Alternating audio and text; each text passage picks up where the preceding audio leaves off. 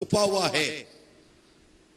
हम जब देते हैं तो ये भी नियत होती है। अब ये वारिद है, रिवायतों में लिखा हुआ है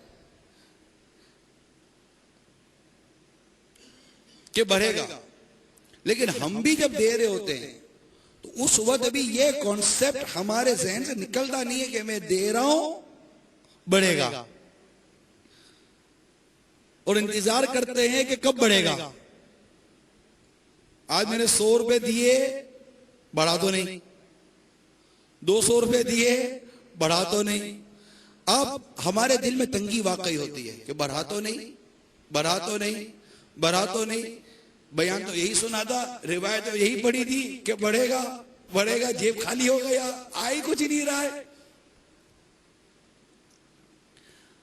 हुस्न एतकाद की कमी, हुस्न एतकाद की ये कमी है कि आ कुछ नहीं रहा। अगर बंदा देखे तो उसके वो बहुत कुछ आ रहा होता है, लेकिन हमारी नजर चूंकि बढ़ने पर ही है, अल्लाह की रिजा पर, कि हम जो कुछ दे रहे हैं ये सब आगे हमारे लिए जमा हो रहा है। इस तरह की तवक्कुआत, इस तरह की उम्मीदें, इस तरह का ज़हन हमारा बनता नहीं है। अलबत्ता मैं सदकात के बारे में अर्ज करने की कुछ कोशिश कर रहा था। तवज्जो के साथ चंद रिवायत सुनिए, इंशाअल्लाह अज़्ज़ वजल अल्लाह की राह में सदका करने का मदनी ज़हन बनेगा।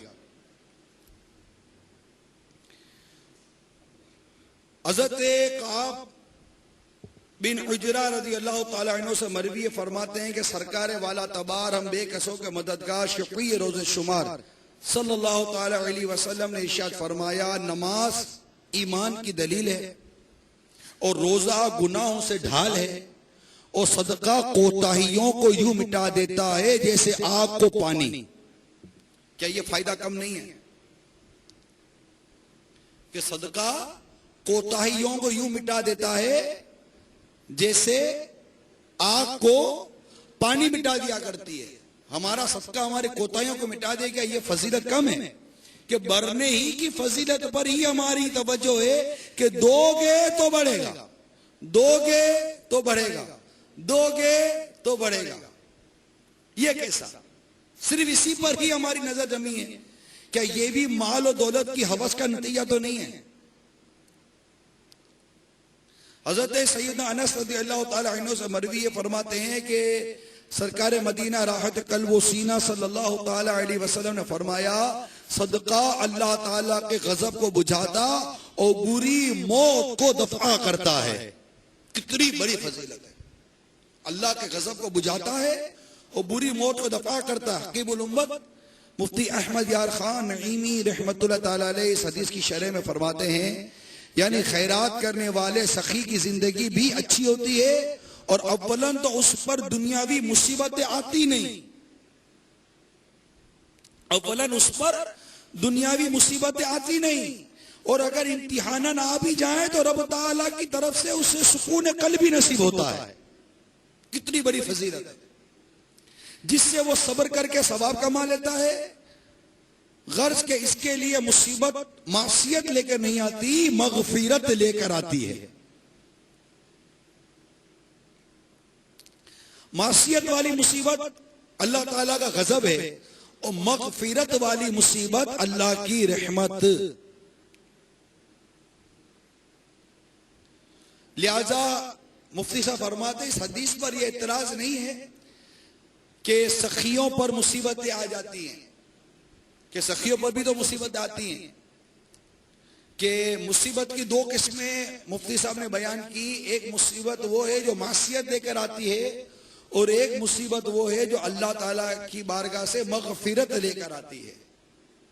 तो जो अल्लाह के नेक बंदे होते हैं, इन पर जो मुसीबत आती है ये मासियत देकर नहीं आती, मगफिरत देकर आती। मुफ्ती साहब ने आगे हजरत सैयदना उस्मान गनी रज़ियल्लाहु ताला अन्हु की दलील पेश की है कि ये कितने बड़े नेक और परहेजगार और बाहया साहबी थे, और इनको कैसी बेदर्दी के साथ शहीद किया गया। हजरत इमाम हुसैन रज़ियल्लाहु ताला अन्हु को किस कदर बेदर्दी के साथ और जालिमाना तौर पर शहीद किया गया। इमाम हसन रज़ियल्लाहु ताला अन्हु को जहर देकर शहीद किया गया। ऐसे कई सहाबा किराम अलैहिम रिदवान के कई गुज़ारे के दिन के वाक़ियात हैं। खुद इमाम आज़म इमाम अबू हनीफा रहमतुल्लाह ताला अलैह जबरदस्त सदका दिया करते थे, जबरदस्त कर्जे दिया करते थे, जबरदस्त खैरात किया करते थे। आपको भी जेल में कैद करके आपको भी जहर देकर शहीद किया गया। इमाम मालिक रज़ी अल्लाह ताला अन्हु अल्लाह की राह में खूब खर्च करते थे, इतना खर्च करते थे कि एक दफा इमाम शाफी रहमतुल्लाह ताला अलैह ने देखा कि आपके अस्तबल में कीमती से कीमती घोड़े बंधे हुए, कीमती से कीमती घोड़े जो आपको तोहफे में हदियतन आए थे। और चूंकि आप मदीने का अदब की वजह से घोड़े पर सवारी नहीं करते थे, जानवर पर सवारी नहीं करते थे, फरमाते थे कि मैं उस जमीन को अपने घोड़े की टापों से कैसे रोंदूं जिस जमीन में मेरे आका आराम फरमा हो। ये आपका इश्क था, ये आपकी मोहब्बत थी। आप पर कोई फतवा नहीं लगा, आप पर किसी ने कोई ऐसा फतवा नहीं लगाया कि फला तो सवारी करता था, फला तो यूं करता था, फला तो यूं करता था।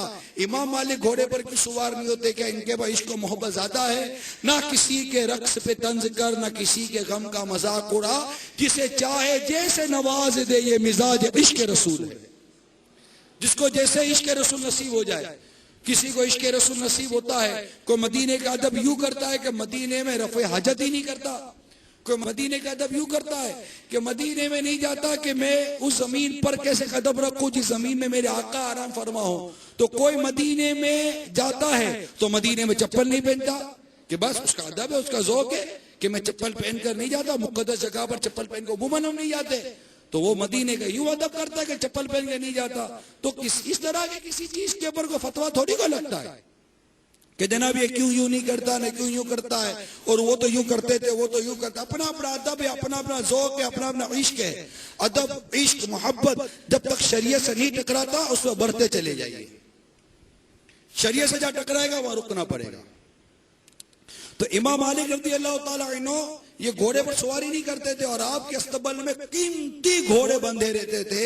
इमाम शाफी रहमतुल्लाह ताला अलैह ने एक दफा फरमाया, कितने कीमती घोड़े हैं? आपने फरमाया कि सारे के सारे घोड़े मैंने आपको तोहफे में दे दिए। सब दे दिए, एक आध दे दिया, सारे के सारे दे दिए। तो क्या इमाम मालिक रज़ी अल्लाह ताला अन्हु पर मदीने मुनव्वरा में रहते हुए मुसीबतें नहीं आई? कैसी कैसी मुसीबतें आई, कैसी कैसी परेशानी आई आपके ऊपर। इमाम अहमद बिन हंबल पर कैसी परेशानी आई, रोज के कोड़े मारे जाते थे इमाम अहमद बिन हंबल को रज़ी अल्लाह ताला अन्हु।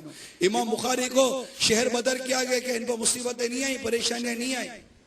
तो अल्लाह के नेक बंदों पर परेशानी मुसीबत नहीं आती। ये किसने कह दिया कि मैंने दाढ़ी रख ली, मैंने इमामा बांध लिया, मैं कुरान पढ़ता पढ़ाता हूँ, मैं मुदरिस हूँ, मैं नाजिम हूँ, मैं काफिले वाला हूँ, मैं इमाम हूँ, मैं मुअज्जिन हूँ, तो मुझ पर मुसीबत नहीं आएगी? किसे कह दिया? अच्छा, फिर ये मुसीबत मुझ पर नहीं आएगी या मुझ पर मुसीबत क्यों आई, ये क्यों सोचा हमने? कभी किसी नेक बंदे के बारे में पढ़ाया आपने कि उसे ये कहा हो कि मैं इतनी नेकियां करता हूं फिर भी मुझ पर मुसीबत आई है? कभी पढ़ाया आपने?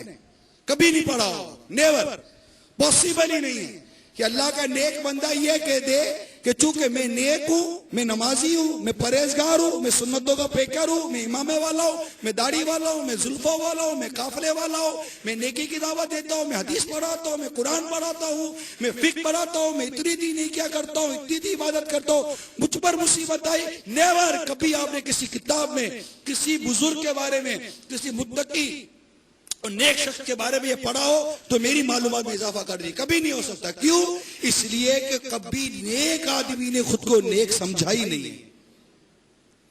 कब नेक आदमी ने खुद को नेक समझा है? वो तो आज इनकी सारी करते करते जिंदगी गुजार गए। हम नेक थे कब, परहेजगार थे कब? तो हम जैसे निकम्मे लोग हैं, निकम्मे। ये कितना बड़ा कमीनापन है कि हम जैसा शख्स खुद को नेक समझता हो, खुद को परहेजगार समझते हो, खुद को मुत्तकी समझते हो। ढेला 1 रुपया सदके का नहीं निकलता। वो सदका मांगे तो देने का जी नहीं करता। सखावत नाम की नहीं, परहेजगारी नाम की नहीं, सजदों में लज्जत नाम का नहीं, जिक्रुल्लाह की लज्जत नाम की नहीं, दुरूद पाक की लज्जत नाम की नहीं, नमाजों का ज़ौक़ और शौक नाम का नहीं, तिलावत करे तो लज्जत नाम की नहीं। ये सारी चीजें हमारे पास हो नहीं और हम समझे कि हम चले भाई नेक आदमी। तो नेक तो कभी खुद को नेक समझता नहीं है। पढ़ा तो यही है। तो सदक़े से मिटे इस्लामी भाइयों, बुरी मौत दूर होती है। अल्लाह ताला सदके से बुरी मौत को दूर फरमाता। अल्लाह